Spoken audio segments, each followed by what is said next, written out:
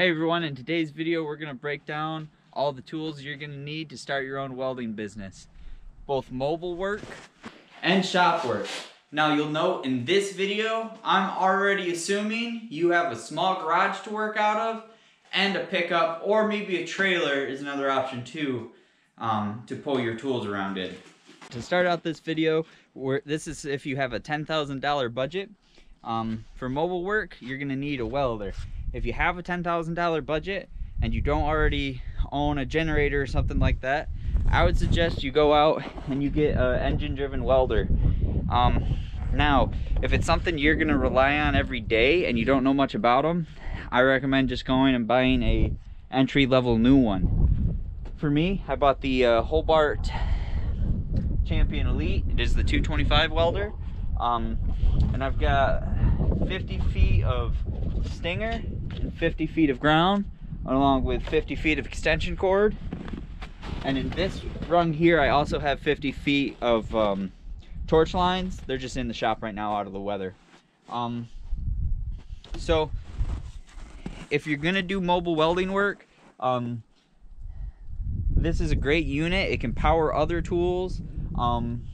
It's probably the most important unit I have, based because I do have a small garage that came with our house, but it doesn't have 220. This is also a 10,000 watt generator, 11,000 watt generator, so I can power my garage off of it too. So for your truck, the other good thing about this unit is it's fairly light compared to some of the bigger diesel models. So if you're running just like a half-ton pickup, or maybe you have a small SUV and a 5x10 trailer or something, that would work out good too. I do recommend, if you have a half-ton pickup, put some airbags on it. But I think this is definitely an entry-level machine. Remember, our budget's $10,000, and this will be this will eat up a lot of it at about $3,600. So $3,600 is the cost for this welder new. I think that's actually a little over, but you're gonna need to buy leads and stuff too. So $3,600 for that. The next welder I'd recommend getting, I'd get yourself a MIG welder. If you're gonna do stuff like handrails and, you know, bumpers and stuff like that, a MIG welder is gonna be your best friend. Handrails, so anything that really has to look pretty, I'd much rather MIG weld it than stick weld it. You could alter it out and do a TIG welder, but if you get into like production runs of stuff, the MIG welder is going to be your friend. This is the Hobart Handler 210 MVP. It's a 110 or 220 welder, which works out great. Like I said, I don't have 220 in the shop, but I can run it off of the Hobart Champion Elite for like bigger welds, like trailer ramps and stuff like that. But other things like bull bars and handrails and, you know, rocket stove, stuff like that, where you're working with 11 gauge or less material, a 110 outlet runs just fine. But yeah, you'll get into situations, mobile welding, where, you know, if you've got to go run 700 inches of weld, this can really be your friend, because it's just so much faster, and time is money when you're being your own boss. Oh, and I forgot to mention, these units right here, they'll run you about $950. They don't come with a bottle. They do come with their own leads. They don't come with a bottle though. Just go to your local supply and you can either rent them or purchase them. Now let's talk about cutting and grinding. I like to have a set of torches. We live in the Michigan, so rusty bolts are a thing. It's nice to be able to heat and cut and bend metal with them. You know, if you got like 1-inch thick round bar and you need to bend it and you don't have a press, you can just heat it up, bend it by hand, really easy. Personally for me, I just run with Oxy LP torches. I know a lot of people run Oxy acetylene torches. Personally, I was starting on a $5,000 budget. If you haven't seen that video, I'll drop a link right here. I think I found these on Marketplace for like 200 bucks, and I have seen acetylene sets with both your bottles and generally 50 feet of hose with a torch and 2 regulators for around 350. So I would check Marketplace, you know, get some welding groups on. People are always buying and selling stuff there. Get on there, find yourself a set of used torches, simply because like you'll know if the regulators are good, you'll know if the torch is good. And the tanks are really expensive if you just go out and buy them. If you rent them, that's a different story. Then you just have to buy your regulators, hoses, and reels, or hoses and torch. But most torches like are usually pretty good. They just might need some new tips, which are fairly inexpensive. Okay, now let's talk about grinders. I have a couple here. Actually, this was my first grinder. These are just 4.5-inch DeWalt's. This one was an 11 amp. I think it was about 90 bucks. I bought it 6 years ago, and the switch in it just went out, and like this was my go-to. And I didn't even use my torches for a while, so cutting plate and stuff, I would just use that. This is another littler one I bought. This is same thing, 4.5-inch DeWalt, but this one's only a 9 amp. So the difference between the 9 and 11 amps, they're roughly the same body, with a few differences. The 11 amps have a lot more power, so they'll cut faster, they'll grind faster, stuff like that. This one is a 12,000 rotations per minute, and this one is a 11,000 rotations per minute. So this one actually spins faster, but this one has more power, if that makes sense. These are probably one of your most universal tools and something you need to buy first because of all the different accessories. You have cutoff wheels. I'm a big fan of the Benchmark abrasives. I buy them off Amazon in big packs, and I think it comes out to, I don't know, like 75 cents a wheel or something like that. They make them for both steel. This is a used steel and stainless steel one. This is a aluminum one, and I believe both of them are 0.40 thick, so 0.040 thick. Same thing with flap discs or Zerk wheels.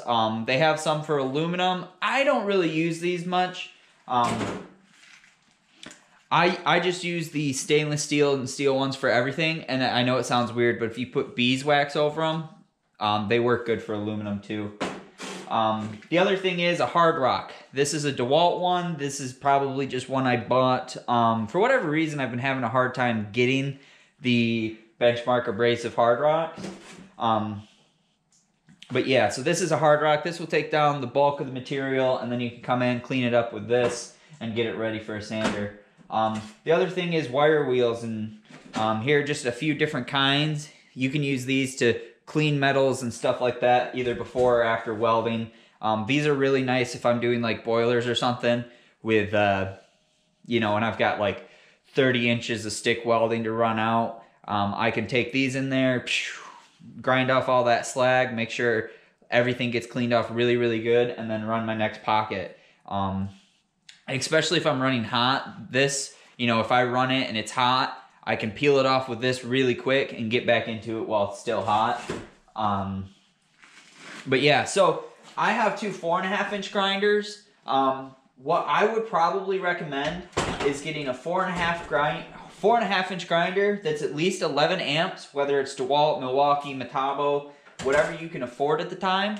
And then I would move up to a 7-inch grinder, just because I've had a lot of instances, like I said, where I'm using this and it probably caused it to, I'm not going to say premature because, you know, 5 years ago I bought this thing, but, you know, I did a lot of cutting with this, and had I had a bigger one that was more amped for the work, I would have liked that. So I think I researched it, and you know, $350 for your torches, probably $200 to $300 for, you know, grinders, both a 7 and a 4.5-inch, and then like a pack of each of them. I think I just did a pack of the steel ones because you can use them pretty universally. And that's, if you're starting out, that's a lot what you're going to be using. So pack of flap discs, hard rocks, and I think 50 cutoff wheels. And I think along, I had that priced out with a couple of wire wheels too.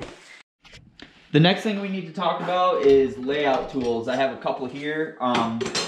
For whatever reason, I ended up with a couple plastic ones. I think this was actually for like some wood stuff I was doing around the farm. Don't buy the plastic ones, they're just cheap.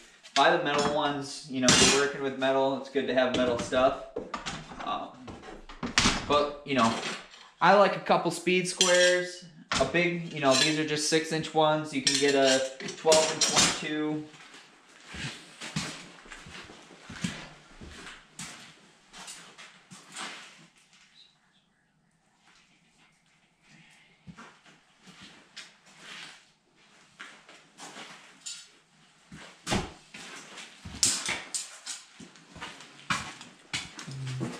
These are also something I use all the freaking time.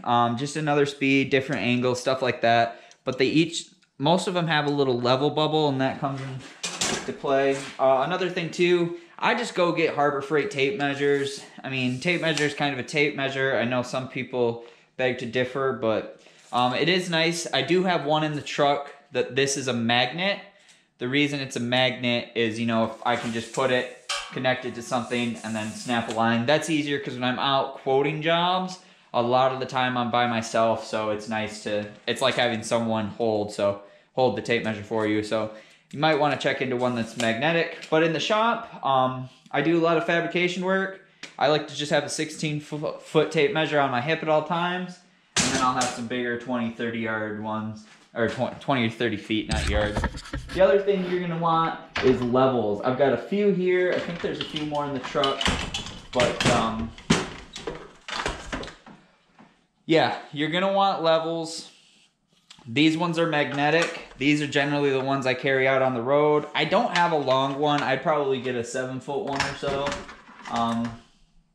Like I said, I started out with $5,000, and I haven't reinvested a lot into it.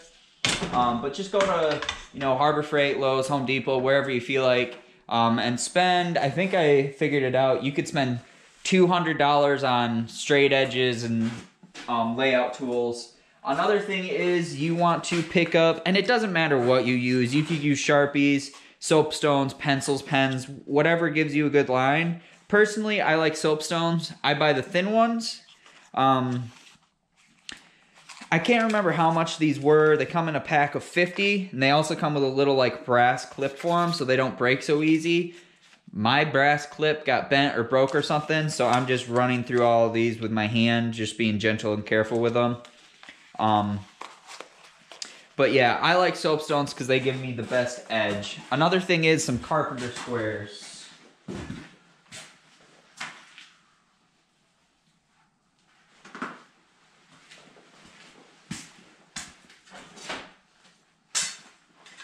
When you're laying out pipe and stuff, it really comes in handy getting frame. Have a couple of these. You know, you can lay them across the pipe, 2 of them, and if these line up good, you know you're nice and square. And I like them because they have like a 2-foot span by like an inch or 1.5 feet or something like that. So layout tools, spend about a couple $100, get them. And as you can see, I do have doubles of something. I'll use a lot of speed squares. This one I have the corner cut off so I can get around my weld and make sure it's still square. But it's not bad to have doubles, especially if you're going to do mobile work and shop work. Because right now what I'm doing is I just have all these tool bags. I'll fill them up with the tools I need, and then I'll take them to the job. And it does suck if you forget a bag or something. So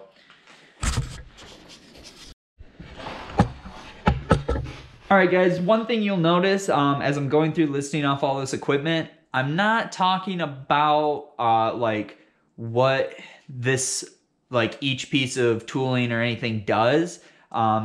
If you're willing to break out on your own as a welder, you should have a pretty good understanding of what these tools do. For those of you who maybe don't know what some of these tools are, especially if we get into like tubing rollers and stuff like that, if those are videos down the line that you want to see, I'd be happy to help you out. So just something to keep in mind.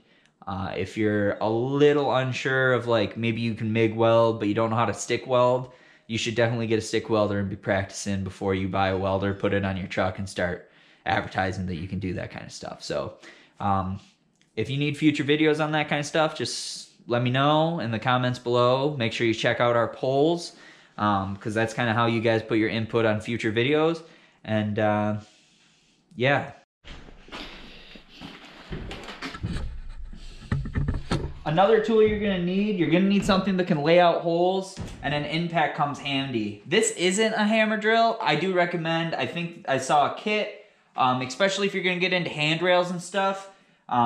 If you gotta secure them to concrete, a hammer drill will work out better than just a regular drill. Look at my notes here. I think for 400 bucks, you could get this impact, a hammer drill, not this drill, a hammer drill, a better drill, and 2 of these bigger batteries for, what did I just say? Yeah, 400 bucks. It seems like a lot to spend on 2 tools, but as you progress, you'll get more impacts. All the DeWalt batteries, obviously they're interchangeable. You'll be able to drill holes, and as you're doing mobile work or whatever, there will be a lot of fasteners, so you can put, you know, 3/8 sockets and stuff on there and zip stuff off pretty quick. They're handy tools to have on the road. Maybe shop around if you will have room left in your budget. Shop around. Maybe you might be able to find like one with a flashlight too or something, or like this one here. You might be able to find a little flashlight. This is nice for quoting jobs and stuff. These batteries are good. They are expensive though. And another option, yeah, I guess that's really about.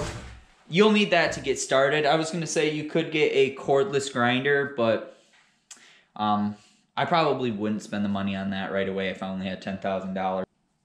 They don't stay sharp for a long time, but I swear I bought like 8 packs of these for $8 a piece on Black Friday. So just buy a bunch of these and use them until you can afford something a little bit better.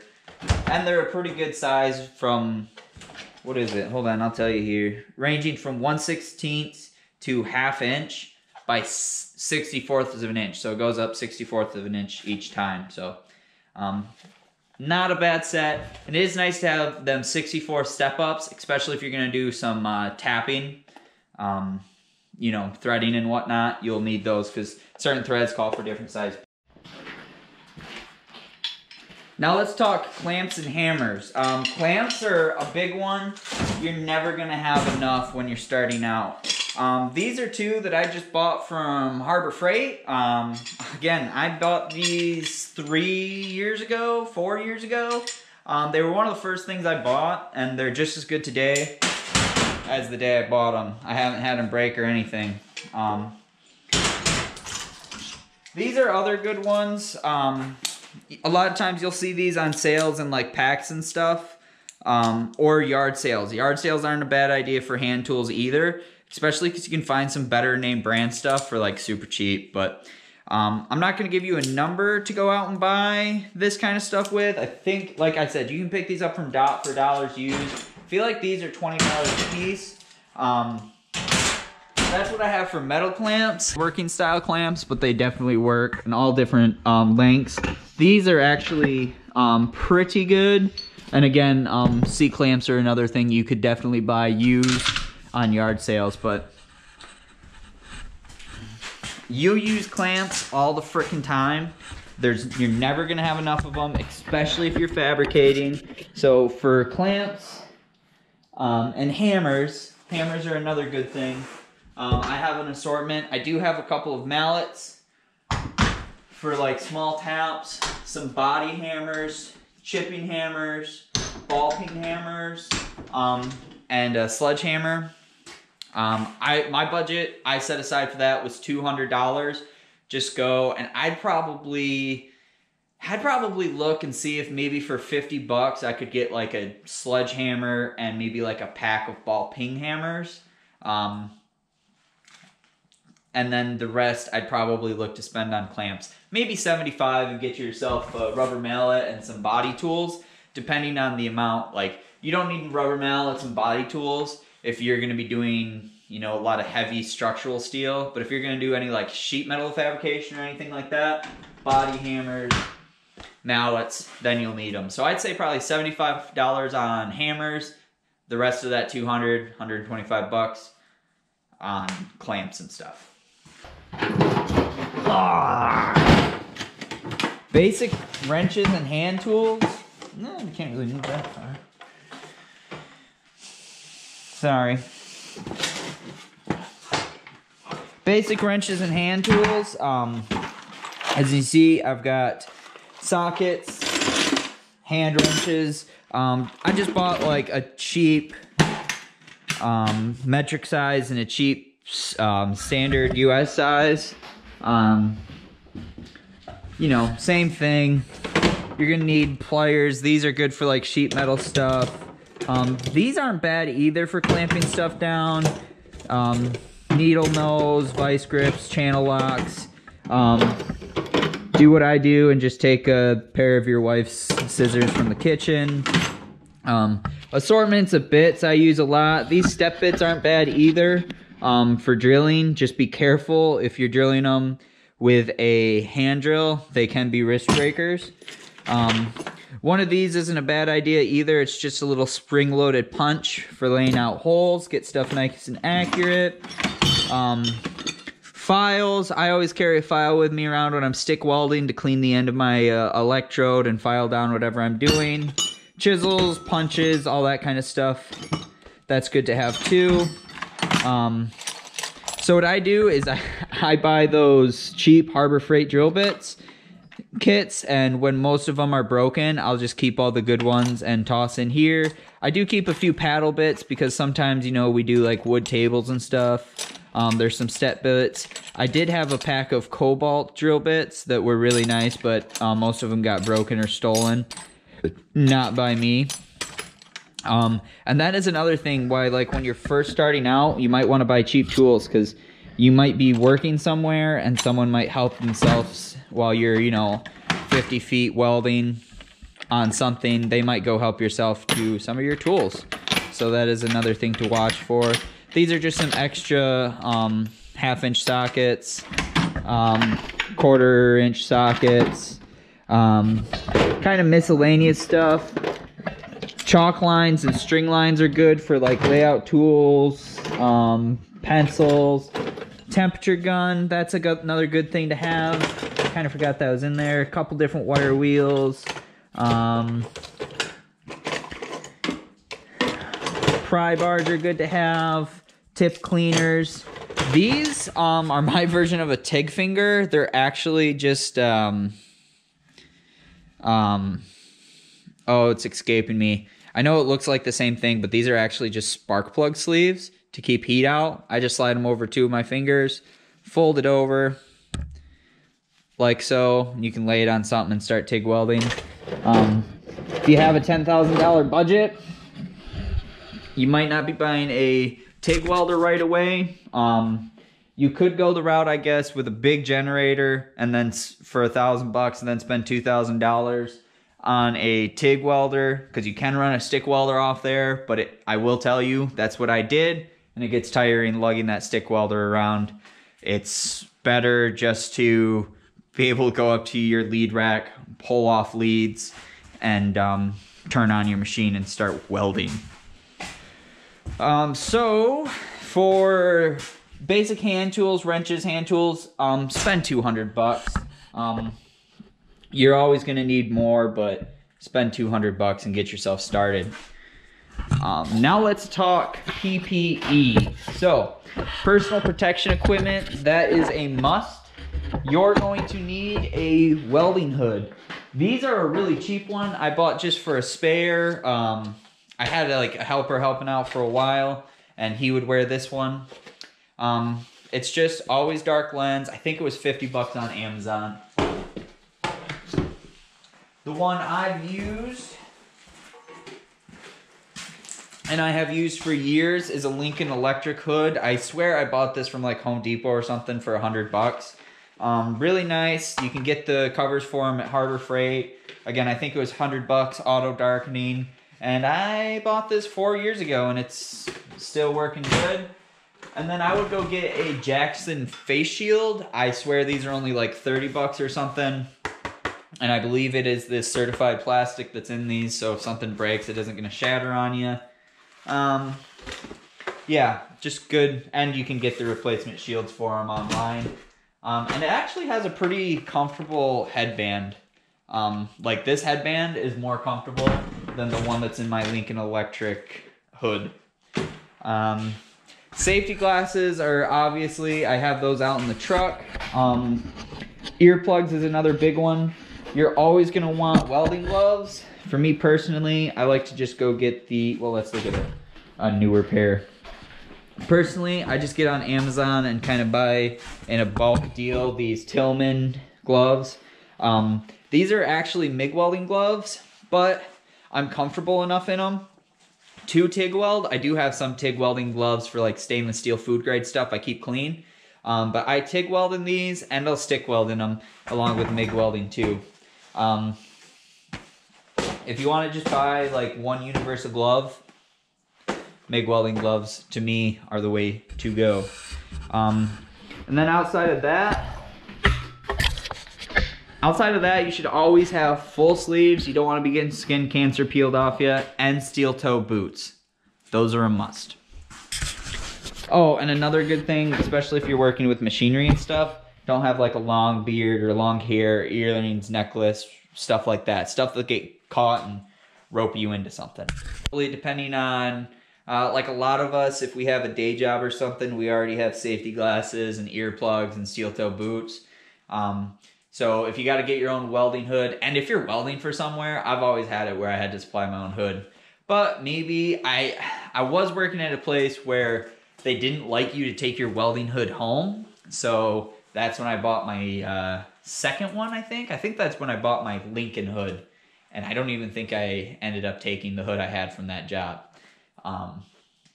But yeah, so 150, 200 bucks. And if you're following along on the budget, we haven't spent $10,000 yet. We've spent, well, we have about $3,200 left over in our budget. And this is where it kind of becomes custom to you with what you're buying and what you're doing. So, some honorable mentions. I just have a whole list of notes here. Some honorable mentions.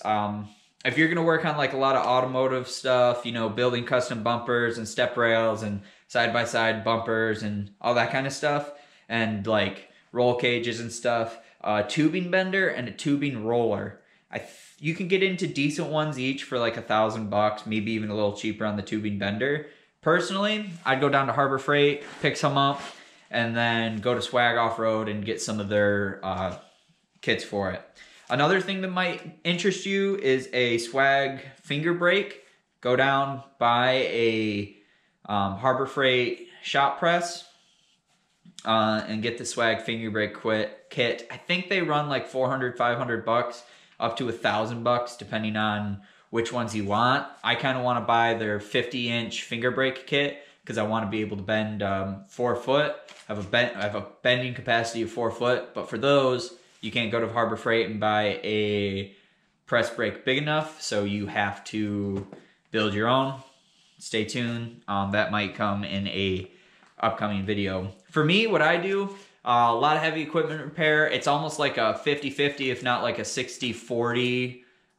Road repair being 60 and fabrication becoming in-shop fabrication 40.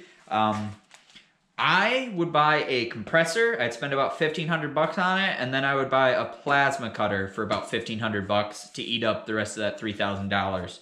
And for a plasma cutter, around $1,500, I think you can get a Hypertherm PowerMax 30, and those have a 5/8 cutting capacity at 5 inches per minute. So the reason I would do that is I do believe I would be building myself up to be buying a CNC table. That would be, so I would, out of my $10,000, buy my plasma cutter and compressor, and then I would be saving up money to go out and buy a CNC table. And you would already have your compressor for your dry air and your your plasma cutter. Even if you bought a $1,500 small Langmuir system table, and you could just start doing signs, little one-offs, small production runs, and some gussets and stuff for maybe some of your heavy fab out in the field, that would be worth it. maybe save up a little more and get a Pro or a 4x8 sheet capacity table. But yeah, so the last $3,000, really it depends on what's in your area, what's going to get you the best bang for the buck. Another honorable mention thing when it comes to cutting, another honorable mention thing when it comes to cutting is these Evolution chop saws. I have a Diablo blade on them because I think they're better than, they last longer than the Evolution blades. This is about a $300 saw. I think for like 550 bucks, I got this chop saw and the 7¼ inch circular saw. Works really good for ripping down materials and stuff like that, 4x8 sheets and whatnot.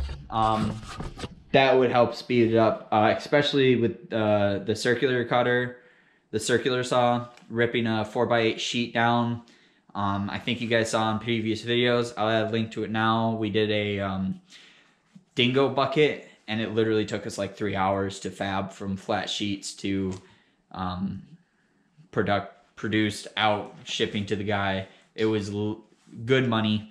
I can't remember the exact dollar amount we made hourly on it, but because that saw cut so good, we were able to literally cut through it like butter, and just everything was basically prepped to weld. So that is how I would spend $10,000 to get myself started mobile welding and get myself started in a shop environment. If you wanted to spend all $10,000 just on a mobile rig or just in your shop, you could too. Obviously things would change. You wouldn't spend you know, all that money on the engine drive welder and stuff, but I think it's a good thing to offer. Okay guys, to wrap up this video, I do want to mention there are probably going to be a few hidden costs. This $10,000 budget was mainly focused on just tools that you're going to need. Hidden costs being like if you have to hire a lawyer or some kind of developer to help get your business off and running. I started out slow just on weekends, and then when I jumped to full time, I already kind of had some clientele lined up. So I didn't have to do that, but there is going to be money getting yourself LLC'd and initial payments and insurance. Those aren't factored into here. I probably, depending on your area and what you're doing, it's hard to say, but I would imagine it being a few $1,000s. But again, this video was $10,000 that you're going to spend on equipment. I just wanted you to be aware of some of the hidden costs because that did kind of nail me.